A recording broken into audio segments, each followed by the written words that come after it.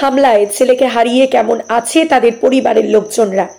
মুর্শিদাবাদ জেলার বড়োয়া ব্লকের খরজুনা গ্রাম পঞ্চায়েতের বদুয়া গ্রামের আশফাক শেখ বোম্বাইয়ের সিএসটি রেল স্টেশনে পার্সেলের কাজ করত।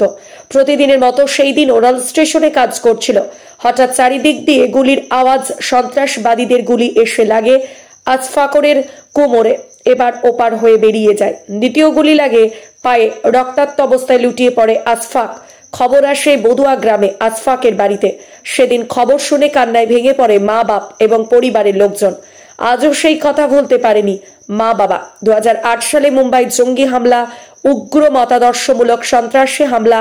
2008 মুম্বাই জঙ্গি হামলা, যা সাধারণত 26শে নভেম্বর বা 26/11 নামে পরিচিত হলো পাকিস্তান থেকে জলপথে অনুপ্রবেশকারী কয়েকজন কুখ্যাত জঙ্গি কর্তৃক ভারতের বৃহত্তম শহর মুম্বাইতে সংগঠিত 10টিরও বেশি ধারাবাহিক গুলি চালানো এবং বোমা বিস্ফোরণের ঘটনা। এই হামলার জন্য যেসব জঙ্গিরা তথ্য সংগ্রহ করত, তারা পরে স্বীকার করেছে যে পাকিস্তানের গুপ্তচর সংস্থা ইন্টার সার্ভিসেস ইন্টেলিজেন্স ISI তাদের মদত জোগাত। 2008 সালে 26শে নভেম্বর থেকে 29শে নভেম্বর পর্যন্ত এই হামলা চলে। ঘটনায় 164 জন নিহত, কমপক্ষে 308 জন আহত হন। সারা বিশ্বে এই ঘটনা তীব্রভাবে নিন্দিত হয়। বিচারে কাসাবের মৃত্যুদণ্ড হয় 2010 সালের মে মাসে।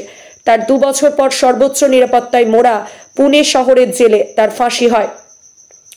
মুম্বাই শহরটাকে প্রায় 60 ঘন্টা ধরে এরা এক রকম দখল করে রেখেছিল ওই সন্ত্রাসীরা, যার শুরুটা হয়েছিল 2008 সালের 26শে নভেম্বর। মুম্বাইয়ের প্রধান সিএসটি রেল স্টেশনে বিলাসবহুল হোটেল এবং একটি ইহুদি সাংস্কৃতিক কেন্দ্রে চালানো ওই হামলায় মোট 166 জন প্রাণ হারান।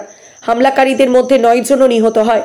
2008 সালের ঘটনা কেমন আছে আশফাকের মা বাবা ছেলেকে হারিয়ে, শুনে নেব তাদের কাছ থেকে। চলুন শুনে নেওয়া যাক।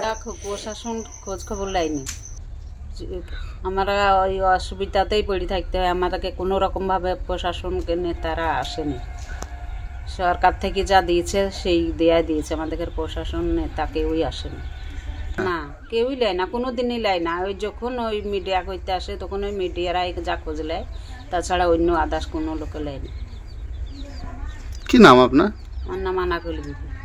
হয়ে গেছে। আর যে মারা গিয়েছিল সেটা তো শুনেছিলাম যে আজমল কাসাম বললে একজন মেরেছিল পাকিস্তানের জঙ্গি, তার তো ফাঁসি হয়ে গেছে। সেখানে ফাঁসি হয়ে গেছে, তাহলে তার কোনো কিছু আমরা করতে পারি না, আর কোনো কিছু আমাদের সেদিকে আর দাবি নাই।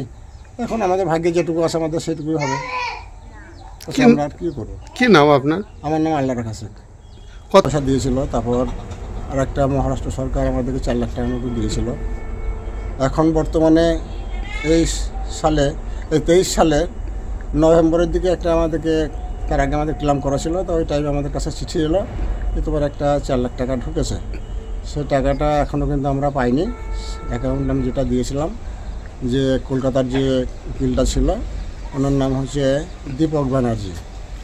ওনাকে আমার অ্যাকাউন্ট যা কিছু আমার সব ডকুমেন্ট সবই দেওয়া ছিল, কিন্তু আমার অ্যাকাউন্টে টাকাটা না ভরে অন্য একটা অ্যাকাউন্টে টাকা ভরেছে।